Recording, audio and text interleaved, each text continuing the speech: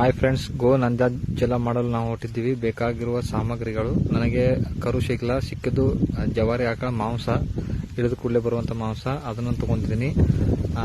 ಇದು ಒಂದು ದಿವಸ ಇಟ್ಟಿದ್ದು. ಅದಕ್ಕೆ ಮತ್ತೆ ಬೇಕಾಗಿರುವ ಸಾಮಗ್ರಿಗಳು ಏನೇನಂದ್ರ ಪಪ್ಪಳ ಹಣ್ಣು ಇದ್ರ ನಡೆಯುತ್ರಿ ಈ ತರ.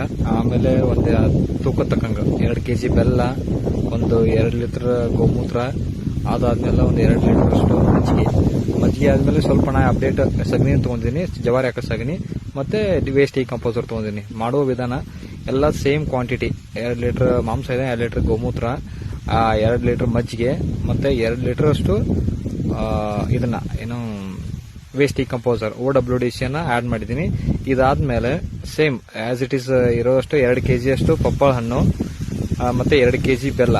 ಈಗ ಹಾಕ್ತಿರೋದು 2 kg ಬೆಲ್ಲ, ಜವಾರಿ ಪ್ಯೂರ್ ಆರ್ಗ್ಯಾನಿಕ್ ಕರಿ ಬೆಲ್ಲ, 1 ವರ್ಷದ್ದು, ಎಷ್ಟಾದ್ರೂ ನಡೆಯುತ್ತೆ, ಪ್ರಾಬ್ಲಮ್ ಇಲ್ಲ. ಮತ್ತೆ ಒಂದು 2 kg ಅಷ್ಟು ಪಪ್ಪಳ ಹಣ್ಣು ಇಷ್ಟು ಹಾಕಿದ್ದೀನಿ. ಇದಾದ್ಮೇಲೆ ಸಗಣಿನೂ ಹಾಕಿದ್ದೀನಿ. ಸ್ವಲ್ಪ ವಿಡಿಯೋ ಕಟ್ ಆಗಿದೆ ಅಷ್ಟೇ. Thank you, bye.